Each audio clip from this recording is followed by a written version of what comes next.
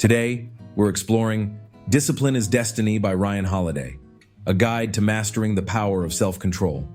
Have you ever felt like your emotions or impulses hold you back from reaching your true potential? Do you struggle to stay focused on your goals, only to be distracted by fleeting pleasures? If so, you're not alone. But here's the good news. Discipline isn't about being rigid or joyless. It's about creating the balance to enjoy life while staying committed to your aspirations. Think about it. How often do we let distractions take over? Social media, binge watching, or even procrastination can consume hours of our day. Imagine what could happen if we channeled that time into meaningful work or personal growth. What if you had the self-control to overcome these distractions and achieve more every single day?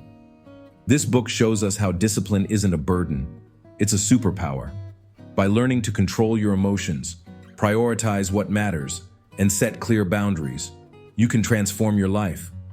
Whether it's pushing yourself to complete tasks without relying on motivation or eliminating habits that drain your energy, discipline is the key. In this summary, we'll uncover strategies to build productive habits, stay committed, and maximize every moment of your day. You'll also learn time management techniques that keep you flexible yet focused. Ready to take control of your life and start living with purpose? Let's dive in. Attack the dawn. Do you wake up early in the morning? For most people, the idea of leaving the comfort of their bed at 5 a.m. feels like an impossible challenge. Why would anyone willingly choose to start their day so early? But disciplined people do it, not because they enjoy it, but because they have strong reasons driving them. So, why should you wake up early? Because when the rest of the world is asleep, the quiet hours of the morning give you a unique opportunity to work with unparalleled focus and energy. Early mornings are free from distractions, making them the perfect time to engage in creative work, learn something new, or make progress toward your dreams. Your mind is at its sharpest, and you're more likely to produce your best ideas during this time. If you're used to waking up late, chances are you struggle to find enough time to work on your goals. Your day quickly becomes consumed by job responsibilities, family commitments, and daily chores, tasks that rarely contribute to your personal growth. In contrast, waking up even an hour earlier can dramatically impact your productivity. It allows you to reflect on what's missing in your life, review your goals, and plan for better results. Take the inspiring example of Toni Morrison, a single mother with 2 children. Working as an editor at Random House, a demanding job that left her exhausted by the end of the day, she barely had the energy for anything else. Yet Toni dreamed of becoming a writer. The only time she could carve out for her passion was in the early morning hours before her children woke up. Every morning, she would rise before dawn, make herself a cup of coffee, and immerse herself in her thoughts. It was during these quiet moments, free from distractions, that Toni wrote with clarity and dedication. She believed her creative energy was strongest in the early hours when the rest of the world was asleep. Once the sun rose, her day was filled with the usual demands of being a mother, cooking, cleaning, and caring for her children, along with her full-time job. Despite her challenges, Toni never let her exhaustion stop her. Her discipline paid off, and in 1970, her first novel, The Bluest Eye, was published. Over the years, she wrote numerous novels, children's books, plays, and short stories. Her work earned her prestigious honors, including the Nobel Prize, a National Book Award, and the Presidential Medal of Freedom. Toni Morrison's story teaches us a vital lesson. No matter how demanding your life is, waking up early can give you the edge to pursue your dreams. Imagine what you could achieve with just 1 extra hour of focused work each day. The next time you're tempted to hit snooze, think about your aspirations. Are they not worth the effort? Do you want to secure a brighter future for yourself? Remember, while you're lying in bed, others are rising early and getting ahead. Will you let them win, or will you get up and fight for your dreams? Even your ancestors understood the power of early mornings. They would wake up at dawn to tend their fields, hunt, and create. Their lives were simple, but they took their responsibilities seriously. You too have the potential to achieve much more, and waking up early is a habit that can take you there. So, rise early, seize the day, and take one more step toward becoming the person you aspire to be. Just show up. The next habit that will elevate your discipline is simply showing up every single day, no matter how you feel. Discipline means completing the work you set out to do, even when you're unmotivated or uninspired. Want to lose weight? Start with a simple 1-mile walk. Want to learn the violin? Practice for just 10 minutes daily. Dreaming of writing a book? Commit to writing a few pages each day. Looking for a better job? Network with new clients consistently. The key isn't how much or how perfectly you do something. It's that you do it. You may not be able to control the outcomes of your actions, but you can control the actions themselves. Each day, take at least one step that brings you closer to your dreams. Over time, this consistency puts you ahead of 90% of your competitors. Most people lack either the skills or the persistence to stick with something. They wait for the perfect moment, the right mood, or a burst of motivation. But success belongs to those who don't wait, they act. Even when life gives you every reason to quit, keep going. Don't let doubt, fear, or temporary setbacks hold you back. Even if you think you lack the skills necessary to succeed, the effort itself is what creates opportunities. Take Thomas Edison, for example, one of history's most renowned inventors. Despite his genius, Edison didn't attribute his success to extraordinary talent. In fact, he believed he wasn't particularly intelligent or imaginative. His secret? Relentless effort. Edison didn't wait for inspiration. He simply kept working. He believed that if a great idea came to his lab, he needed to be there to catch it. Otherwise, someone else would. For Edison, genius wasn't a rare gift, but a byproduct of consistent hard work. By showing up every day, controlling his emotions and tackling problems head-on, he turned ordinary efforts into extraordinary results. He wasn't inspired to invent. He simply focused on finding solutions that made life better. Another powerful example is Lou Gehrig, the legendary baseball player for the Yankees. Known for his discipline, Gehrig rarely missed practice, even when he was injured or fatigued. He worked tirelessly to improve his skills, never allowing doubt or boredom to interfere with his dedication to the game. At one point, Gehrig considered leaving the Yankees when he struggled to maintain his position. But a scout convinced him to stay, emphasizing the difference between an average player and a great one: consistent effort. Gehrig accepted that he couldn't control the results of his actions. He might practice for weeks without seeing immediate progress. But he didn't let that stop him. This mindset highlights a crucial truth. Talent alone is no match for hard work and consistency. Whether you feel inspired or doubtful, keep pushing forward. Remember, doing something, no matter how small, is always better than doing nothing. Discipline is the foundation of success. Even if you're the most intelligent person in the room, you won't achieve greatness without consistency and effort. One productive day won't fulfill your dreams, but steady progress will. The work you put in today might not show results immediately, but its impact will be evident tomorrow. So, take control of your emotions, show up, and commit to the process. Success doesn't require perfection. It requires persistence. Seek discomfort. Modern life has made everything so easy. You can receive money online with a single click, order steaming hot meals, and shop without stepping out of your home. You can earn money lying on your couch and spend it online as well. Essentially, you can live your entire life without ever leaving the comfort of your home. But here's the problem. This comfortable life can become an addiction. Today, most people are obsessed with making their lives as easy as possible. We crave instant success because we don't want to put in the effort. We build smart homes because we want to avoid household chores. We hire nannies to escape the challenge of managing noisy children. We eliminate anything that makes us feel uncomfortable. While these choices might make life easier, they also weaken our self-discipline. If you surround yourself with too much comfort, you're preparing yourself for failure. Life won't always be on your side, and the future is unpredictable. What if you lose all your money? What if you lose your family or home? Will you be ready to face such tough challenges? Don't let comfort enslave you, because it won't last forever. Instead, make yourself rough and tough. Challenge yourself. Run a marathon. Live without air conditioning for a few days. Lift weights. Take cold showers, or spend some time without the internet. Push your limits and embrace discomfort. The key is finding balance. Don't be overly harsh on yourself, but don't indulge too much either. Enjoy some comfort, but continuously test your limits. The Stoic philosopher Seneca serves as an inspiring example. He was wealthy, having inherited a significant fortune from his father. Yet instead of indulging in luxury, he invested his wealth wisely and grew even richer.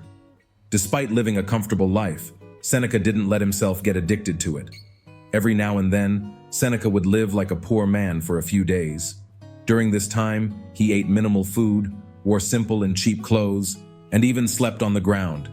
His diet consisted of only bread and water. By experiencing this discomfort, Seneca prepared himself for life's challenges. Today, many people intentionally embrace discomfort. Some take cold showers every morning to toughen themselves. Others cut out luxuries to become more productive and push their boundaries. While many flaunt this lifestyle on social media, Seneca's approach was deeply personal and purposeful. First, he endured discomfort to experience life's harsh realities and prove to himself that he could overcome them. He treated these moments as a test, one he was determined to pass. Second, he wanted to understand the struggles of the poor. By living like them, he freed himself from the fear of losing his wealth. While his wealthy friends couldn't imagine life without money, Seneca was unafraid of surviving on just bread and water. Seneca's disciplined choices even saved his life. He was a Stoic mentor to the Roman Emperor Nero. And when Nero's behavior became erratic, Seneca decided to leave. He was willing to give up all his wealth in exchange for his freedom. Nero, unable to comprehend why anyone would abandon such riches, decided to poison Seneca to prevent him from leaving. However, Seneca's minimalist lifestyle, living on berries and water, made him immune to the poison. His choice to embrace discomfort ultimately saved his life. So, what are your life choices? If life throws a curveball at you, will you be ready to face it? The person who wins at life is the one who can handle any situation. By making your life a little uncomfortable, you can prepare yourself to face whatever comes your way. Discomfort isn't your enemy, it's your greatest teacher. Start seeking it today, and you'll discover a stronger, more resilient version of yourself. Keep the main thing, the main thing. Setting boundaries is one of the most underrated keys to success. Without learning how to eliminate distractions, you'll always find yourself falling behind. Successful people block time each day to focus on one key task. Only after completing their priorities do they indulge in activities like attending parties, watching TV, or answering phone calls. Saying yes to everything often indicates a lack of clarity and purpose. To find your purpose, ask yourself, what are my priorities? What more can I do for my career, family, and community? What should I focus on right now? Once you identify the answers, commit to one thing and say no to everything else. By constantly saying yes, you damage your professional life, lose peace of mind, and compromise your happiness. Distractions don't just harm your career, they rob you of valuable time.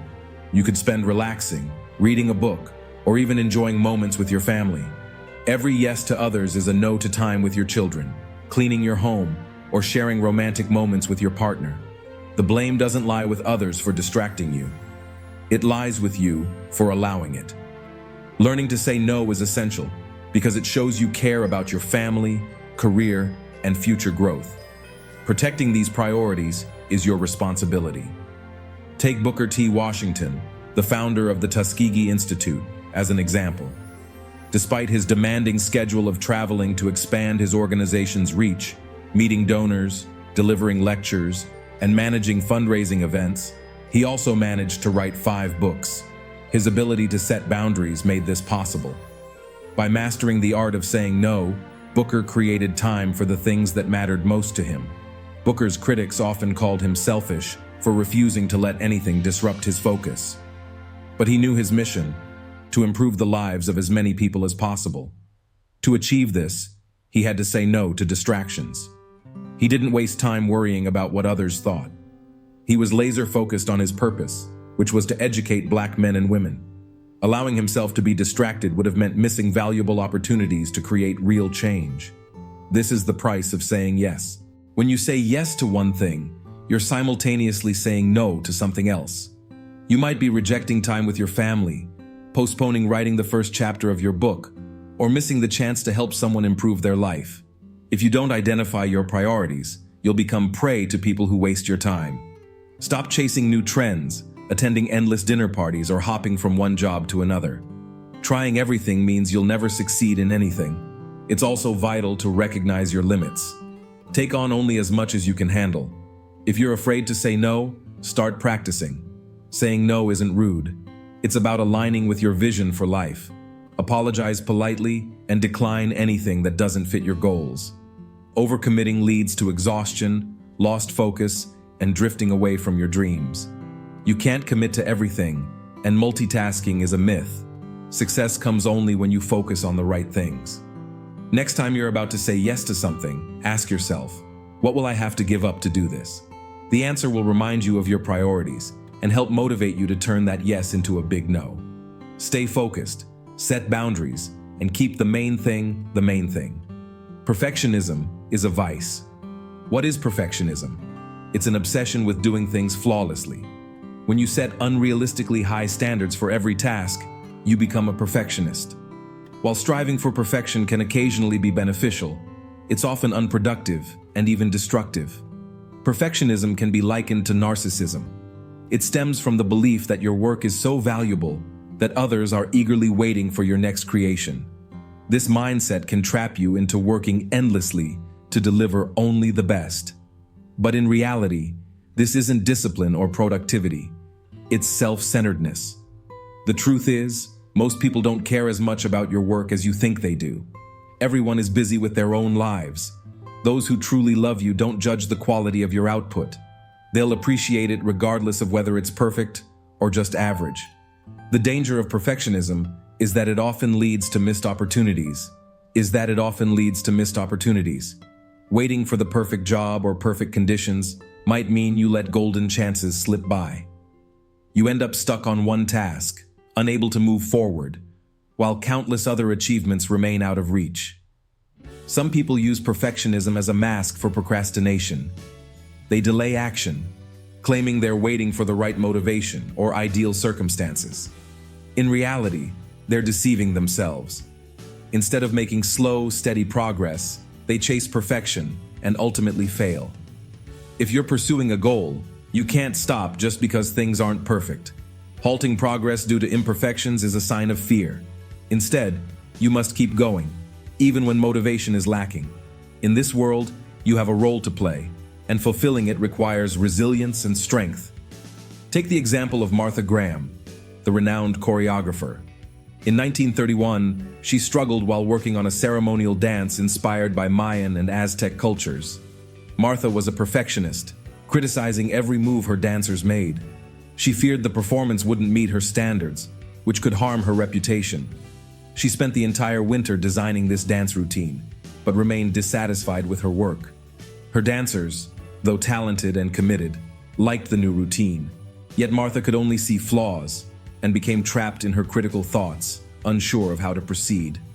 Fortunately, she had someone to guide her, her music director, Louis Horst. Louis consistently pushed Martha to make decisions and move forward. He reminded her that progress matters, even if it's imperfect. With his support, Martha finished the dance. It wasn't flawless, but it was complete. Leonardo da Vinci faced similar struggles. He often had difficulty finishing his paintings. Steve Jobs also grappled with perfectionism while developing the Macintosh. Even after completion, he hesitated to release it, which eventually led to his ousting from Apple. Ralph Ellison, the author of the masterpiece The Invisible Man, wrote numerous manuscripts but could never bring himself to publish a second book. For creators, perfectionism can be highly destructive. It can leave them stuck, unable to move forward, and overwhelmed with anxiety. The process of creation should be enjoyable, but when people forget this, all they're left with is frustration, stress, and disappointment. If you're stuck on a task because of perfectionism, what you need is a push. Whether it's self-motivation or help from a friend or mentor, breaking free from perfectionism is essential. Instead of waiting for inspiration or the perfect moment, dive into your work and finish it. After all, what if the inspiration you're waiting for never comes? Will you remain stuck forever? Progress, no matter how imperfect, is always better than standing still. Can you get back up? Being disciplined doesn't mean you'll never face failure. It means that when life knocks you down, you have the strength to get back up. Challenges, setbacks, and even defeats are inevitable. What truly matters is how you react to them. If you have the resolve to stand back up, you'll learn from the experience, grow stronger, and improve. But if you let failure define you and refuse to try again, you'll remain a loser. Life is far from perfect, and neither are people. You will make mistakes. Accepting those mistakes is crucial. If you're a perfectionist, you'll need to manage your high standards and embrace your imperfections. Otherwise, every failure will feel insurmountable, making it harder for you to rise again. The key to moving forward is setting your ego aside and learning from your mistakes. You have responsibilities to fulfill, a life to live, and a future to build. You weren't placed here to let a few mistakes defeat you. You're here to pursue a mission, and that requires fighting on, no matter how you feel. True professionals never give up. They keep working because they're passionate about what they do. When you're deeply connected to your purpose, failure isn't the end. It's just another step on your journey. So, will you let a single failure rob you of your happiness and your calling? Take Floyd Patterson, the professional boxer who lost the heavyweight title to Ingmar Johansson in 1959. Floyd had trained hard for the fight, but something was missing. Some said he lacked commitment. Others believed he'd lost his hunger to win. Floyd himself admitted that overconfidence in his skills made him impatient and careless. In the ring, it became clear that Floyd wasn't ready to claim victory. His pride overshadowed his fighting spirit, and he underestimated his opponent, a mistake that cost him the championship. Floyd was knocked down 7 times. By the 3rd round, the fight was over. For most boxing champions, losing a title means the end of their career. Floyd might have suffered the same fate had he not received an unexpected letter. The letter came from Archie Moore, a boxer Floyd had once defeated. Archie wrote about the dark emotions that follow a loss, something he deeply understood. He encouraged Floyd to tweak his strategy, train harder, and believe in his ability to reclaim his title. The letter, filled with kindness and support, reignited Floyd's hunger to win. Inspired, he returned to training with renewed determination. He analyzed his loss, practiced the moves Archie had suggested, and repeatedly watched footage of the match to identify and correct his weaknesses. A year later, Floyd stepped back into the ring with Ingmar Johansson. This time, his discipline and commitment paid off. Floyd defeated Ingmar with such force that his opponent couldn't get back up. Floyd made history as the first heavyweight boxer to regain the championship belt. If you were in Floyd's place, what would you have done? Would you have given up or fought your way back? The answer depends entirely on you. Discipline is not about avoiding failure. It's about finding the courage to stand back up. Like Floyd, you can rise again, stronger and better equipped to face whatever comes your way. Your reaction to failure defines your destiny. So the next time life challenges you, ask yourself, can I get back up? Money is a dangerous tool. We all work hard to achieve financial freedom, but the pursuit of money can sometimes strip life of its joy. People struggling with poverty often sacrifice their present happiness for the sake of building a better future. On the other hand, wealthy individuals may spend money recklessly, living in the moment and forgetting to save or invest for the future. Neither approach is ideal. Life requires balance. When we have money, we can spend it as we wish, but only if the reasons are meaningful and justified. When we don't have money, we must work hard to improve our finances, but we shouldn't forget to enjoy life along the way. Take Babe Ruth, the legendary American baseball pitcher, as an example. He earned more money than even the President of the United States at the time, but squandered his wealth without thinking about the future. Ruth didn't save or invest. Instead, he spent lavishly and later regretted his extravagant lifestyle. At the peak of his career with the Yankees, Ruth earned $6,000 per month, a fortune in those days. He bought himself a motorcycle, and as his salary increased, he upgraded to a sports car.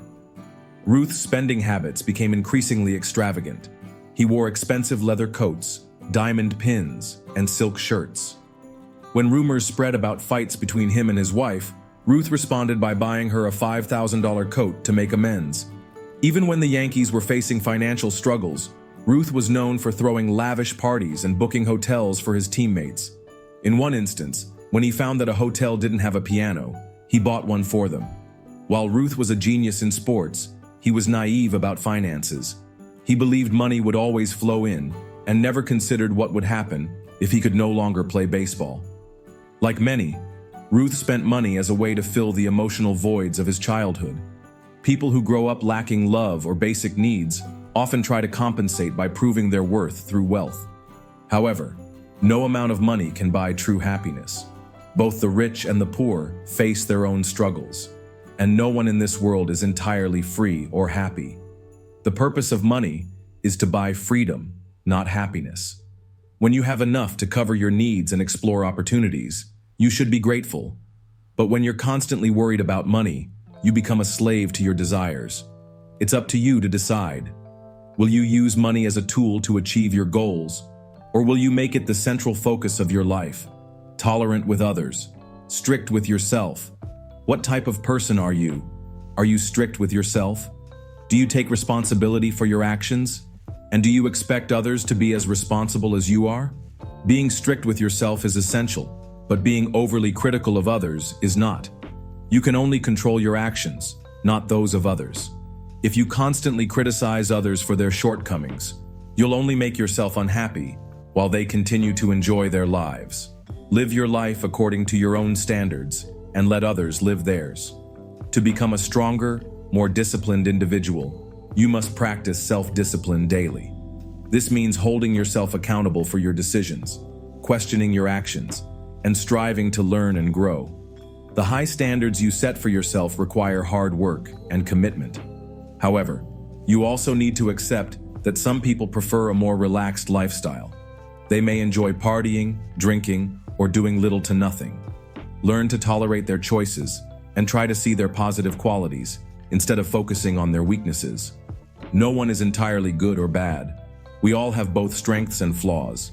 The difference lies in how we approach change. Some people embrace challenges while others are content with an average life. Tolerating others may sound easy, but it's a difficult skill to master. If you're talented or a great leader, you may struggle to accept mediocrity in your team members. Their mistakes or inability to meet your expectations might frustrate you. You might find yourself asking why they can't follow your lead. But here's the truth. People are different. Not everyone shares the same passion, talent, or intelligence. What you can learn in a day might take others weeks, and that's okay. When you become a tolerant leader, people enjoy learning from you. Your goal isn't to change everyone, but to inspire them. Be humble, not rude. Take Cato the Younger, the Roman philosopher, as an example. He was a model of discipline and simplicity, never flaunting his wealth.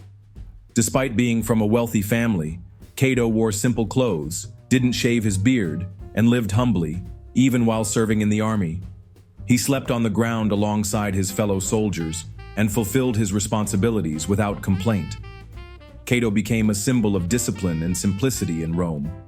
Yet his brother, Capio, was the opposite, living a life of luxury, using expensive perfumes, and surrounding himself with people Cato didn't approve of. Despite their differences, Cato tolerated him. Self-discipline means being strict with yourself, not others. You can hope for goodness in people, but you can't force it upon them. The world is diverse, and expecting everyone to live by your standards is unrealistic. Instead of controlling or judging others, focus on self-improvement. Reaching your full potential is a long and challenging journey. Along the way, you may face criticism and resistance. Not everyone will accept your rules and standards. Some people with less discipline may even surpass you, but that doesn't matter. Don't compare yourself to others. Your focus should remain on controlling your own actions and feelings. So, stay positive and learn to tolerate others while being strict with yourself. You have your own goals to achieve, so don't waste time judging others. Live the life you want and let others do the same. And now, we've arrived at the conclusion of this summary. Let's take a moment to reflect on everything we've learned about discipline, the tools to embrace, the habits to avoid, and the steps needed to secure a stronger, more fulfilling future. Let's revisit and reinforce these key lessons to ensure they stay with you long after this summary ends. First, we discovered the power of waking up early. For creators, early mornings offer unmatched productivity. Whether you're writing a book or pursuing a personal goal, embracing the peace and focus of this time can make all the difference. Next, we learned the importance of consistent action. Regardless of how you feel, showing up every day and taking meaningful steps is a superpower. Don't let your emotions control you. Focus on what truly matters and keep improving. We also explored the value of discomfort. A comfortable life can be a trap, leaving you unprepared for life's inevitable challenges. By stepping out of your comfort zone, you build the resilience needed to tackle adversity head-on. Then, we examine the necessity of setting priorities and avoiding distractions. Learning to say no to things that don't serve your growth is essential. Be polite but firm, and commit only to what aligns with your personal and professional goals. Perfectionism was another critical lesson. Striving for flawlessness often leads to paralysis. Instead, focus on completing tasks, even if they aren't perfect, and learn as you go. Progress matters more than perfection. We also acknowledge that failure is a natural part of life. True success lies in your ability to rise after falling, learning from setbacks, and moving forward stronger than before. Finally, we address the role of money. While it can provide freedom, it's dangerous when it starts to control your life. Strive for a balance between spending, saving, and investing, ensuring your financial choices align with your goals. Self-discipline is the cornerstone of a successful life. It strengthens your body, mind, and soul, making you more resilient and adaptable. But remember, it's not about being perfect. It's about continuous learning and improvement. Stay humble, no matter how rich or successful you become, and focus on controlling your actions rather than judging others. The journey towards self-discipline isn't easy, but it's worth it. By practicing discipline daily, you'll unlock your potential and achieve greatness. So, take these lessons, apply them, and let discipline guide you to a life of purpose, success, and fulfillment. Thank you for listening to this summary of Discipline is Destiny by Ryan Holiday. If you've made it this far, it shows your commitment to personal growth and self-discipline, qualities that truly shape a meaningful life.